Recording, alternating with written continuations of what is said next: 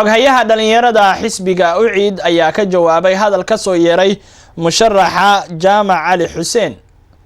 warbixinta warkan waxa noo faahfaahinaya wariyaheena Mukhtaar Cabdi Jaamac. xogayaha abaabulka garabka dhalinyarada gobolada bariga ee xisbiga UCID Axmed Maxamed Yuusuf maanta wareysi khaas ah ku siinayay gudaha magaalada Laascaanood warbaahinta SBC ayaa jawaab adag ka bixiyay hadal maalinnimadii shalay ka soo yeeray murashaxnimadiisa lagu muransan yahay Jaamac Ali Xuseen kaasi oo sheegay inuu xisbiga UCID u magacaabay xogayaha cusub. xogayaha abaabulka garabka dhalinyarada gobolada bariga ee xisbiga UCID ayaa hadalka Jaamac ka soo yeeray ku tilmaamay mid waxba kama jiraan uusan awood u lahayn inuu magacaabo wax xilala inta lagu kala baxayo shirweynaha. xogayaha abaabulka ayaa sidoo kale sheegay inuu taageersan yahay murashaxnimada Faysal Cali Waraabe ee xisbiga UCID waxaana kamid ah hadaladiisii halkan ku qabanaya shir jaraa'id oo aan kaga jawaabayo hadalkii deelqaafka ahaa ee khaladka ahaa ee Jaamac Ali Xuseen iyo tiimkiisa taalka yari ay shalayto kaga dhawaaqeen Hargeysa ee ay ku lahaayeen waxaanu bedelnay xogayihii guud ee xisbiga xogaye guud oo cusubna waan magacawnay. waxaan leeyahay arintaas waa sharci darro. Jaamac Ali Xuseen ma magacaabi karo sharciyan xogayaha guud ee xisbiga ma magacaabi karo.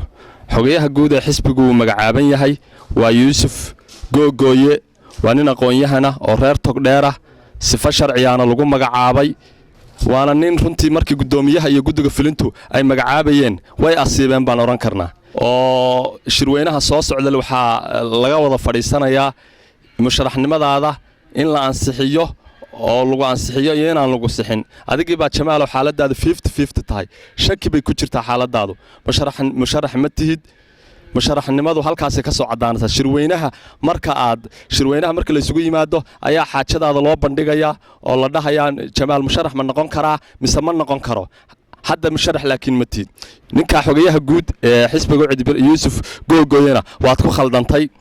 Jaamac waxaan leenahay waa nin reer Laascaanood annaga ehela halkan waa nin reer Laascaanood oo reer Soola aniga xaal ka bixinaya waad khaldantay. waxa lagu qaatay bugaagtaada yareeyda ila qosolka hay'adda bugaagta jacaylada inaad iska qortid ama aad dabadaada ku laabatid hadaan sharciga ka dhicin.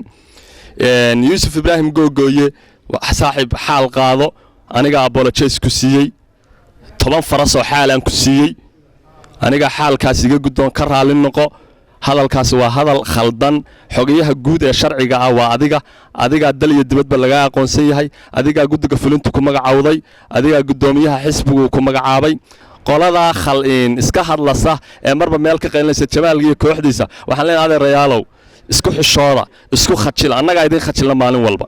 xisbiga UCID wuu taagan yahay wuu dhisan yahay maalin kasta waxaan ugu soo biira kumanaan qof baan ugu soo biira gobolada galbeedka taageerayaal badan ayaa kaga soo biiray wiigan shalay oo u dambeysay waa arkaysa gobolka Sool iyo Laascaanood taageerayaasha ugu soo biiray Dorhad buu hodla waad arkayseen taageerayaasha ugu faraha badan ayuu haystaa 100,000 oo qof wax ka badanna xisbiga UCID ana ugu haya gobolka Sool iyo Laascaanood. waxaan kaloo halka cadeynayaa inaan taageersanahay musharaxnimada injineer Faysal Cali Waraabe gudoomiyaha xisbiga halyeeyga xisbiga waan taageersanahay musharaxnimadiisa.